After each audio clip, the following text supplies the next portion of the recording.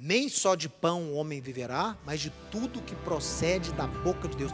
É por isso que o homem vai viver. E se Yeshua é a palavra, se o Messias é a palavra de Deus, que ganhou vida e habita entre nós, o motivo da nossa existência é viver por esta palavra. É esta palavra que nos dá o sustento diário. É ela que realmente nos supre. Não é o alimento material.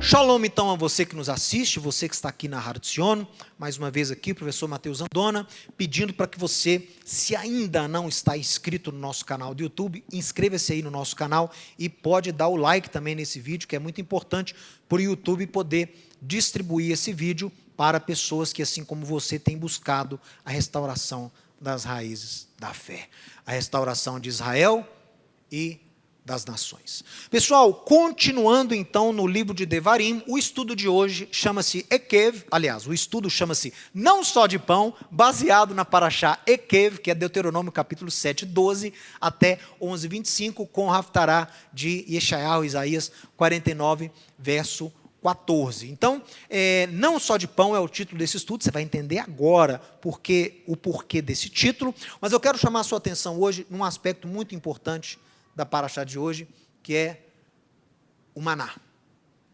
Maná em hebraico significa o que é isso, né?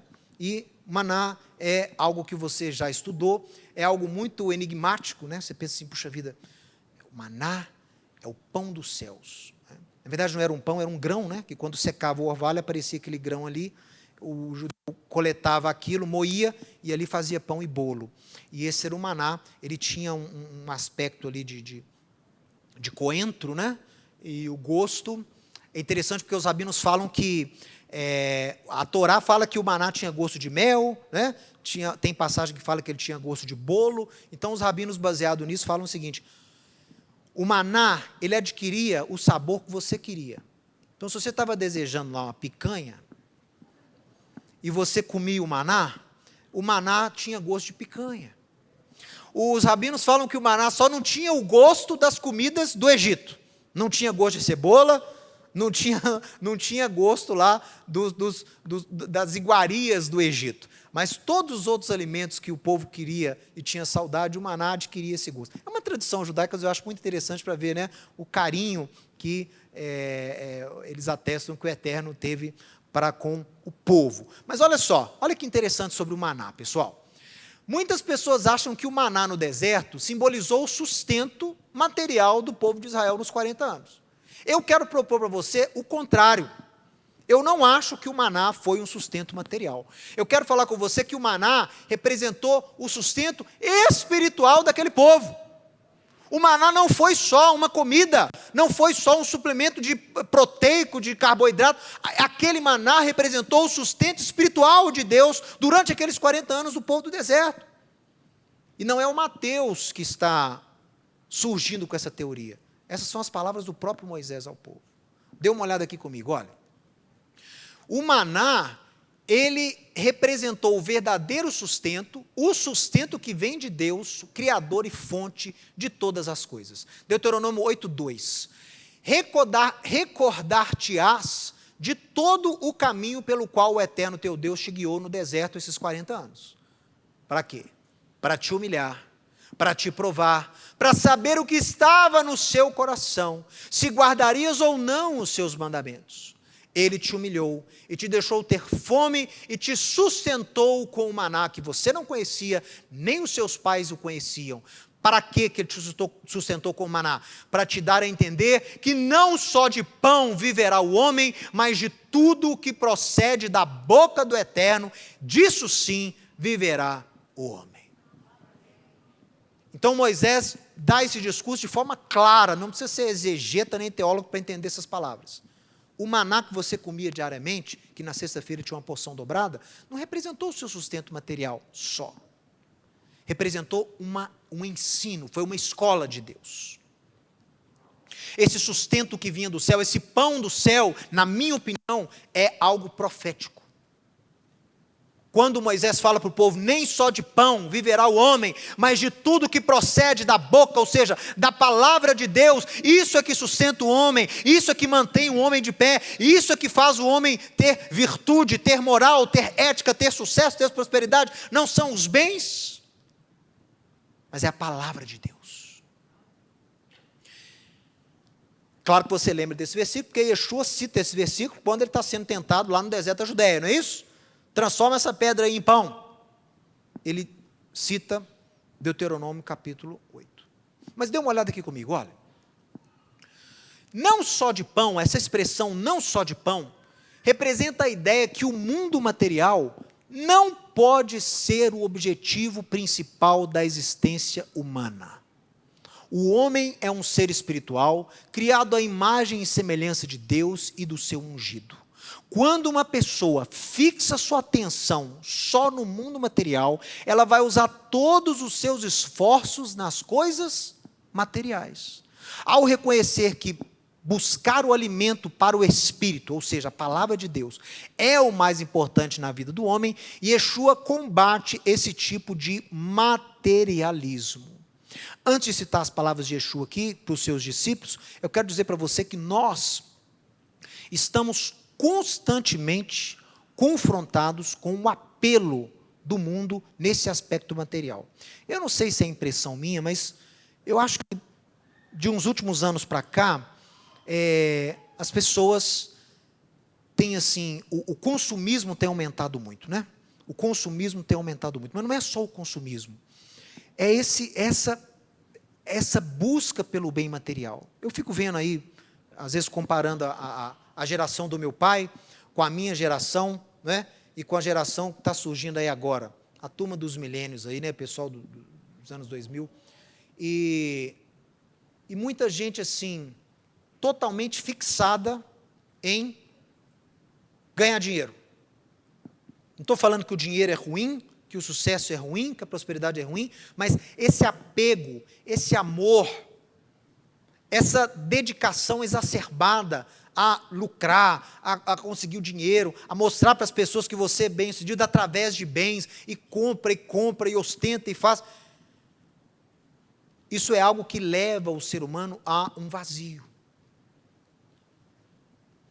Leva o ser humano a não encontrar shalom, paz. E desde os dias de Yeshua, já havia essa preocupação entre o povo de Deus. A riqueza não é o fim, o objetivo. A riqueza é o resultado. A prosperidade é o resultado, não é o objetivo. Eu não sirvo a Deus para ser próspero. Eu sou próspero porque eu sirvo a Deus. A ordem inverte. O que segue ao eterno será perseguido pelas bênçãos. Ele não vai ficar perseguindo bênção. As bênçãos que irão persegui-lo. Porque ele anda no caminho da justiça. E essa paraxá está cheia de promessa. Para aquele que anda, que se esforça em andar segundo os preceitos de Deus. A bênção de Deus vai acompanhar essa pessoa. É automático. Se você guarda por amor da maneira certa, as bênçãos do eterno vão te alcançar. Tem textos famosos nessa paraxá, né? Onde você plantar ali a planta dos seus pés, vai te ser dado por herança. Mas para as pessoas que decidem o quê? Ouvir e praticar e guardar e amar a Deus e a circuncidar o seu coração. Está na paraxá dessa semana. Que é o objetivo de toda a lei. Circuncidai o vosso coração.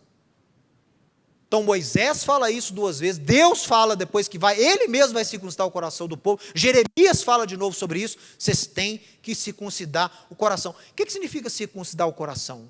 Vocês sabem? Que às vezes é uma expressão muito forte, as pessoas ficam imaginando, circuncidar o coração, né? Circuncidar as nossas vidas, Jeremias fala, o que significa circuncidar?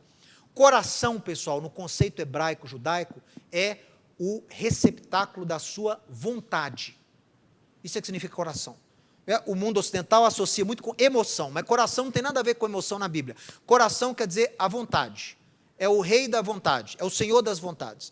Então, quando você ama a Deus com o seu coração, você está sujeitando a sua vontade à vontade de Deus. Quando você circuncida o coração, você está expondo as suas vontades e pedindo para que Deus tome controle dessas vontades. Você entrega, como eu já vi algumas pessoas falando, é como se você entregasse o seu livre-arbítrio para Deus. Senhor, eu tenho o poder de obedecer ou de não obedecer. Senhor, eu estou aqui para dizer que eu quero obedecer.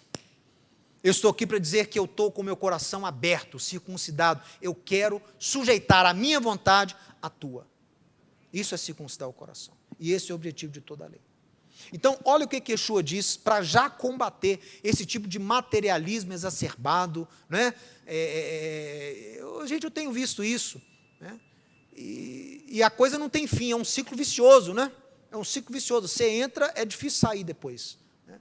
Igual Yeshua falou, o amor às riquezas, não é, né? O amor ao dinheiro, é realmente a raiz dos males. Não é o dinheiro em si, é o amor, esse apego, essa coisa toda. Né? Então, vamos lá, olha. Lá em Mateus 6, Yeshua fala assim, ninguém pode servir a dois senhores, porque há de aborrecer-se de um e amar o outro, vai se devotar a um e desprezar o outro. Vocês não podem servir a Deus e a Mamon.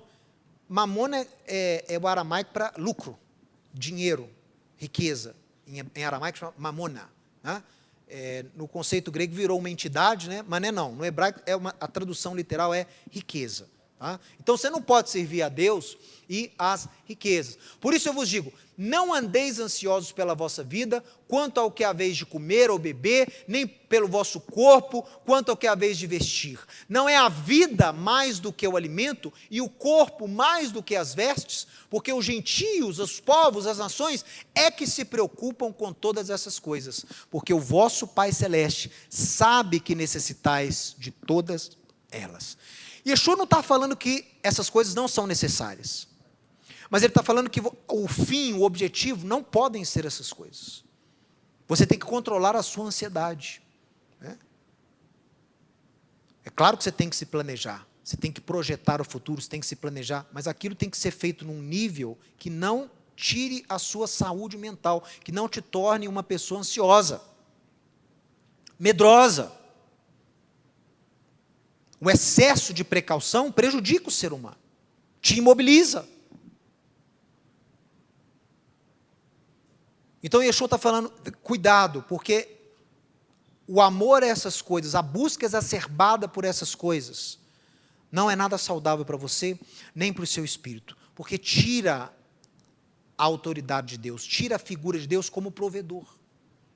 São dois riscos quando você começa a buscar muito riqueza. Você começa a achar que é a sua capacidade, a sua destreza que está fazendo com que você adquira riqueza. 2, a riqueza em si se torna o principal motivo de vida, de esforço, de dedicação, e não a justiça de Deus. E eu tenho visto muito isso acontecendo. Muito. Olha só.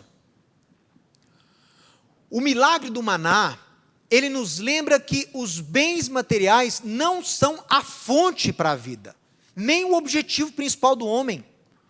Deus é a nossa fonte de vida e tudo que existe veio à existência através da sua palavra. No aramaico é membra, é a palavra que dá origem às coisas, é a palavra dinâmica.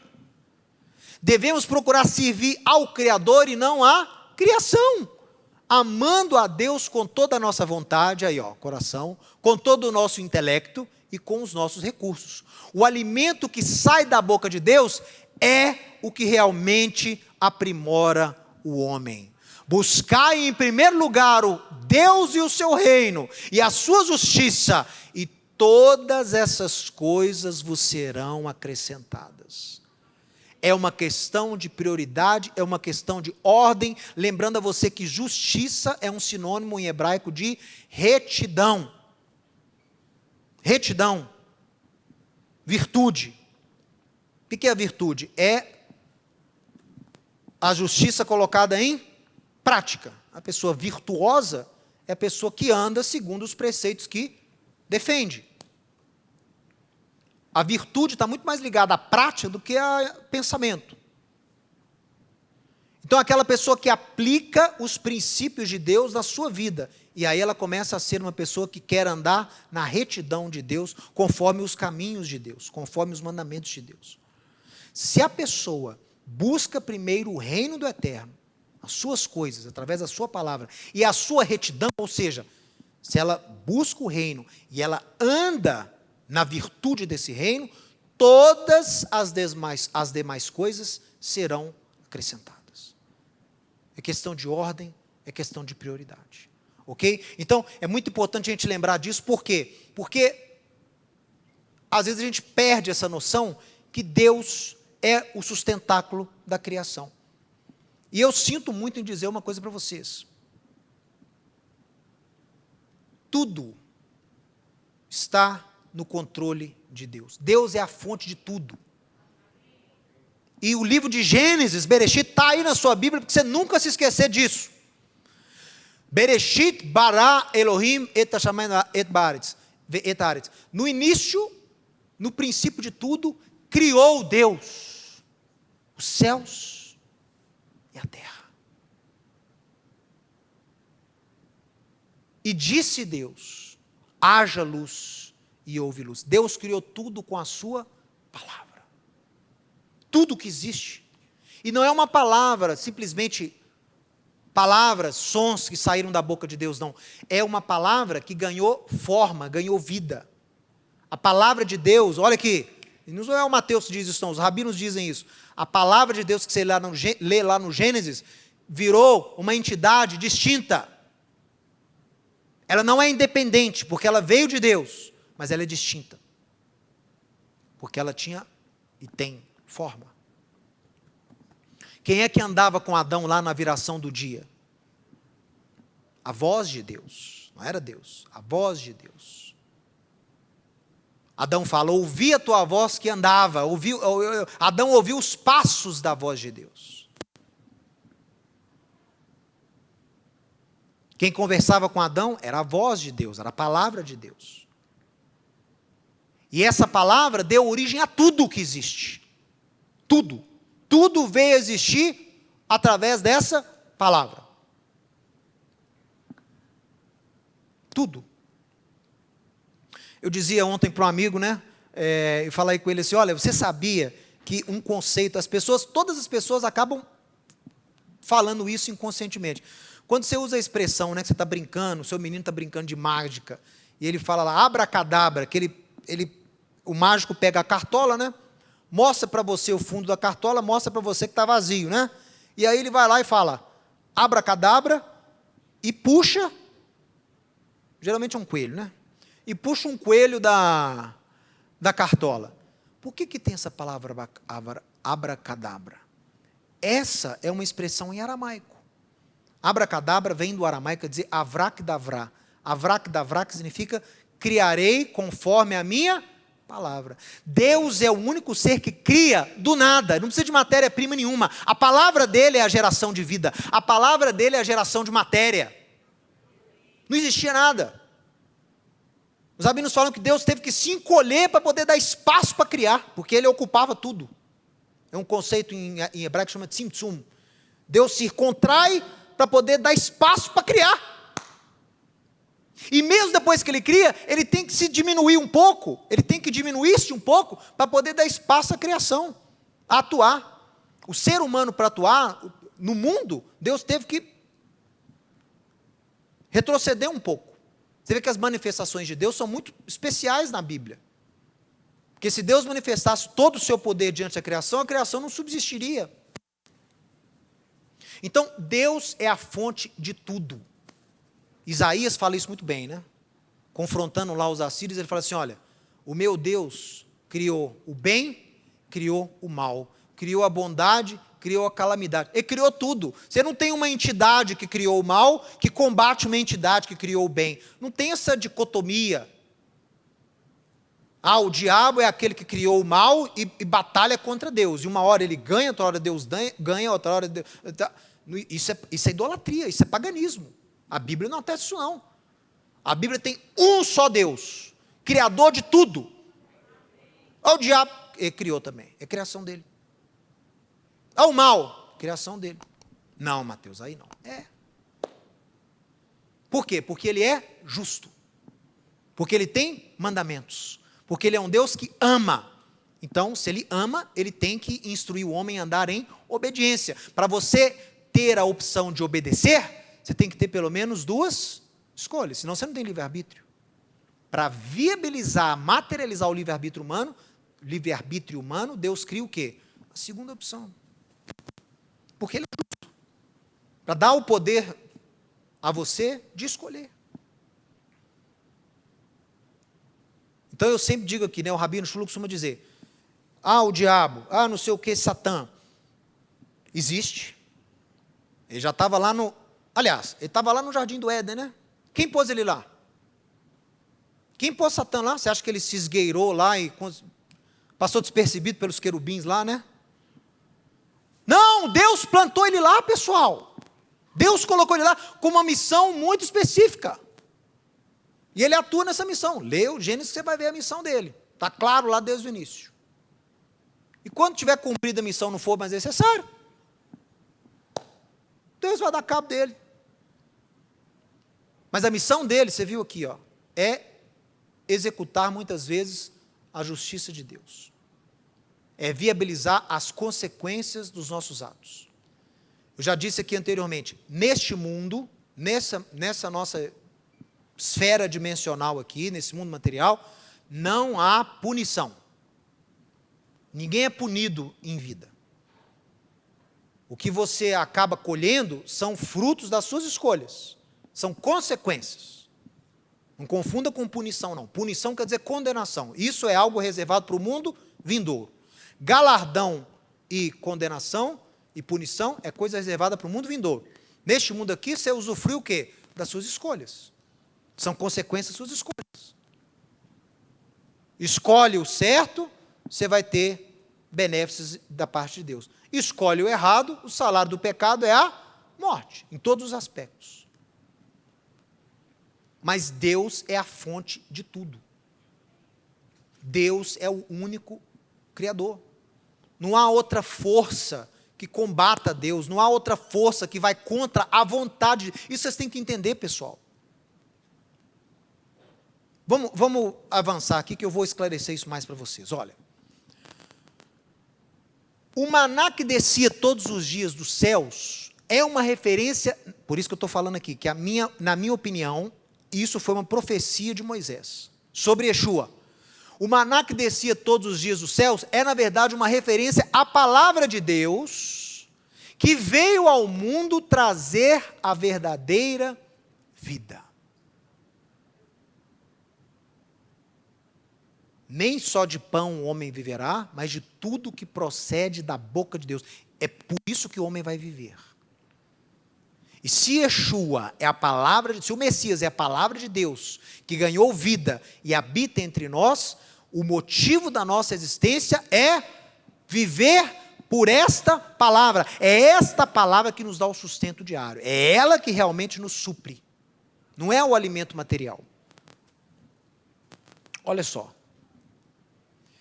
Replicou-lhes Yeshua, em verdade vos digo, Mateus 6,32, não foi Moisés que vos deu o pão do céu, o verdadeiro pão do céu é o meu Pai que vos dá, porque o pão do céu é o que desce do céu e dá vida ao mundo. Então lhes disseram, Senhor, dá-nos desse pão. Declarou-lhes Yeshua, eu sou o pão da vida, o que vem a mim jamais terá fome, e o que crê em mim jamais terá sede. E Yeshua está conectando este seu ensino com Deuteronômio 8. Aquele pão do céu que caía, que simbolizava o sustento do povo, me representa. Eu sou o maná. Porque eu venho do céu, eu sou aquele que dá vida ao homem, não só uma vida em termos biológicos, fisiológicos, mas eu dou vida e vida em abundância para o homem. Porque ele é a palavra de Deus que tem por objetivo sustentar a criação. Preste atenção no que eu estou dizendo. A palavra do Eterno, ela não só criou tudo, mas ela sustenta tudo. Tudo que existe é porque a palavra o sustenta. O dínamo, A dinâmica da vida está na palavra. É a palavra que dá vida a tudo que existe. Se a palavra é Yeshua, agora você entende por que Paulo disse o quê? Porque dele, para ele, por ele são todas as coisas. Ele sustenta tudo. Yeshua sustenta tudo, porque ele é a palavra de Deus. Por isso que João, quando escreve o primeiro capítulo do seu evangelho, faz uma midrash para atingir a população greco-romana. Porque os romanos também tinham essa ideia de força dinâmica que sustenta tudo. Porque os filósofos observavam a natureza e falavam assim, tem que ter uma força por trás que dá vida a tudo. Que dá vida para a planta, que dá vida para o inseto, que dá vida para o animal, que dá vida para o universo, que sustenta o universo, as constelações, os ciclos, tudo. Tem algo por trás, alguém por trás que dá energia para tudo funcionar. E os romanos já tinham o conceito do logos, né? O filósofo Zenão, né? Tinha esse conceito do logos, que era o quê? Não, essa força que sustenta tudo é a palavra, o verbo. E aí João usa esse conceito, só que ao invés de usar o conceito, uma coisa mais agnóstica, ele joga para a palavra de Deus. No início era o membra, a palavra de Deus. E a palavra estava com Deus. E a palavra era Deus.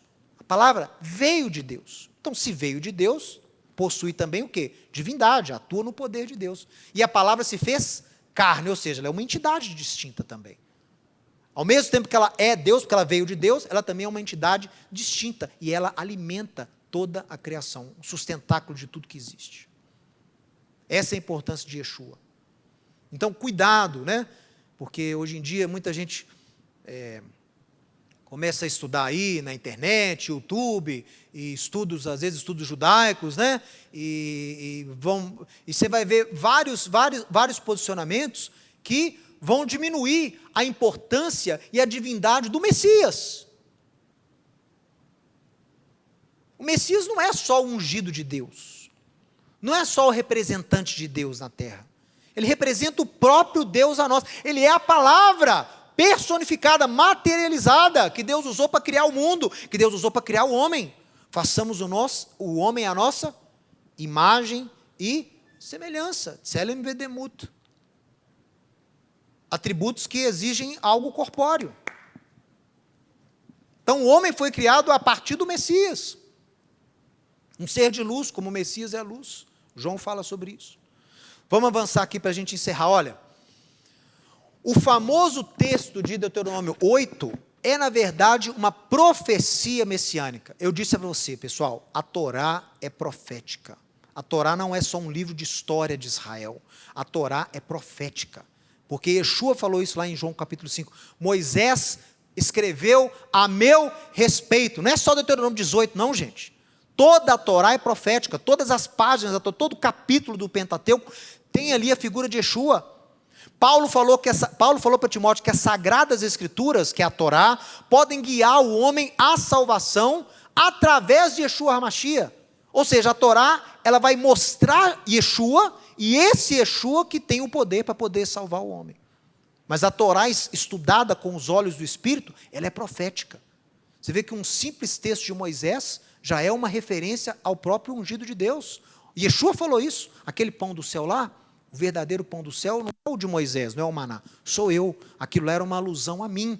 Não é só de pão, sustento material que vive o homem, mas de mim. Eu sou o pão da vida, aquele que dá vida. Quem crê em mim não vai ter nem mais sede. Não é a sede, né, física, fisiológica, é a sede o quê? Aquele desejo de se encontrar, aquele desejo de se realizar, aquele desejo de estar pleno, de estar feliz, de estar no lugar certo, na hora certa, vivendo da vida certa. Só Yeshua pode te saciar dessa forma.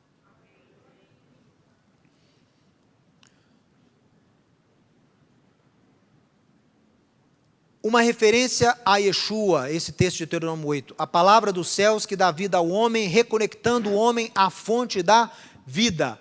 Não vivemos do sustento do mundo, nem vivemos para ser escravos de bens materiais.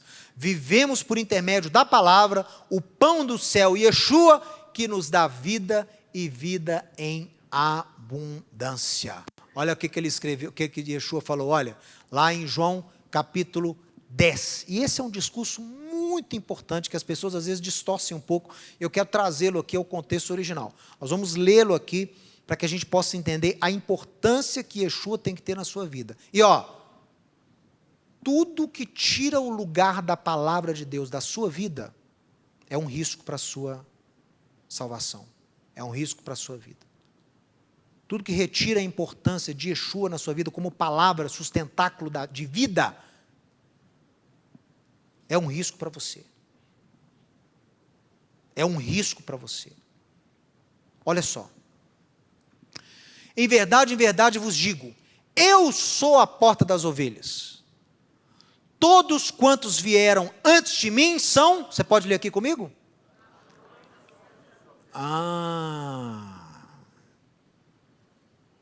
Que referência é essa aqui? Quem que ele está chamando de ladrão? Salteador, enganador. Quem que é o ladrão? Todos que vieram antes de mim são ladrões. Ou seja, possíveis candidatos aí a Messias. Ou pessoas, autoridades que clamavam ter o quê? Que clamavam ser a porta do aprisco. Vocês querem chegar a Deus? Vocês querem ter contato com Deus de Abraão, Isaac e Jacó? Tem que ser através de mim. Tem que ser através da minha religião. Tem que ser através da minha sinagoga. Então Yeshua fala, esses que vieram antes de mim são ladrões e enganadores, mas as ovelhas não lhes deram ouvido. Eu sou a porta. Se alguém entrar por mim, será salvo. Entrará e sairá, e achará pastagem. O ladrão vem somente para roubar, matar e destruir. Pausa aqui. Quem é esse ladrão? Não é o demônio, não é Satã, não. Ele não está falando aqui de Satã, não. Quem que ele fala lá no início? Todos que vieram antes de mim, atestando serem o que eu sou, atestando ter a autoridade que eu tenho como pastor, são ladrões e salteador. Ele volta a falar, porque esse ladrão, esse que tem surgido aí para poder se colocarem como autoridade sobre a vida espiritual de vocês, esses aí, vêm só para roubar, matar e destruir. Está falando de diabo aqui não, são homens. Essa não é uma referência a Satã, isso é uma referência a homens, a sistemas religiosos, que querem fazer o papel de pastor, de cuidado espiritual sobre a sua vida, de porta de entrada.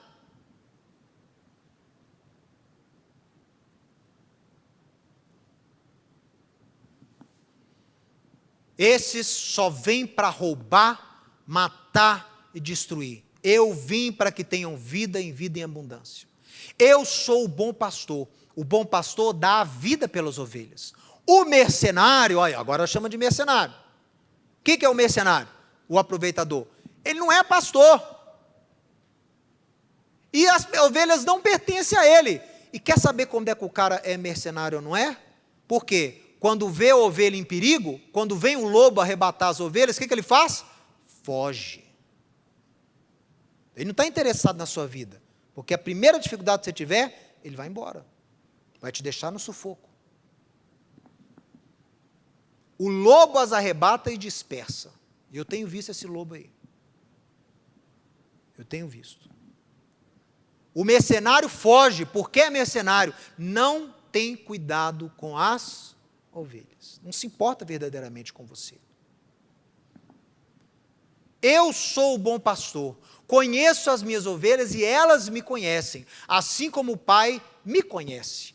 Eu conheço o Pai e dou a minha vida pelas ovelhas. Ainda tenho outras ovelhas, não desse aprisco, a mim me convém conduzi-las. Olha isso aqui, gente. Elas ouvirão a minha voz, e então haverá um rebanho e um pastor. Se você quiser depois como para casa, leia Ezequiel 37. E é daqui que Yeshua tirou isso que ele está falando aqui. uma profecia. Isaías fala disso, Jeremias fala disso, mas Ezequiel é mais claro. Yeshua está fazendo uma midrasha, que ele está chocando 2 textos de Ezequiel 37, 24, com essa promessa escatológica de Davi como pastor, o único pastor sobre a casa de Israel. E ele ainda chama aqui a questão do outro aprisco, das outras ovelhas, olha só. Ainda tenho outras ovelhas que não são deste aprisco, em relação às nações. Ele pega ovelhas de outro aprisco e dá a dádiva de fazerem parte desse rebanho. O que eu quero encerrar dizendo para você essa manhã? Pessoal, se Yeshua é o pão da vida, se Yeshua é o sustentáculo da criação, se Yeshua é a expressão máxima da glória e da divindade de Deus em nosso meio, em meio aos homens, se o relacionamento que você tem com Deus, ele é feito através de Yeshua, igual na época do Êxodo, o povo não tinha relacionamento com Deus, não.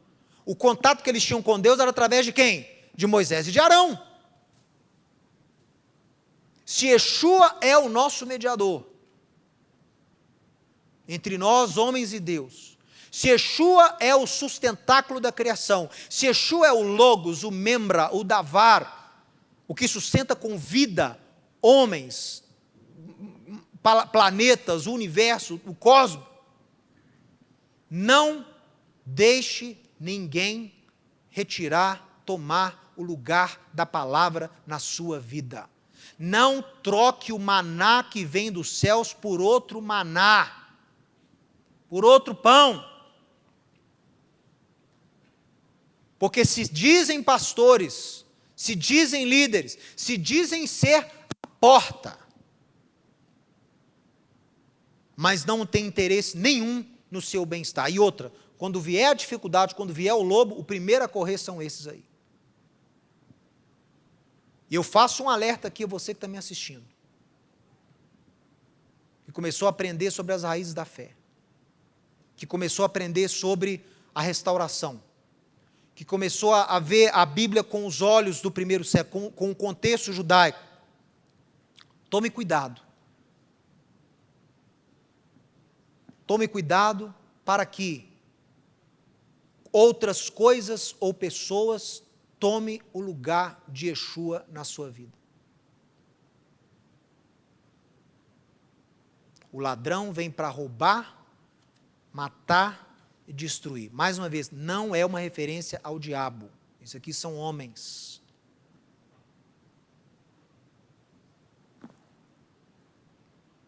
Cuidado. Para não transformar judaísmo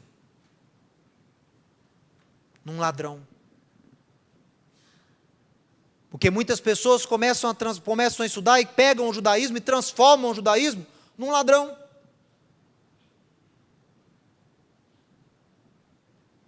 Não é o sistema religioso, não é figuras que aparecem aí, e agora está cheio de gente aí, se dizendo a porta, né? É exatamente isso. É o quê? É pessoas querendo tomar o lugar da palavra, como querendo tomar a autoridade do próprio Messias de Deus.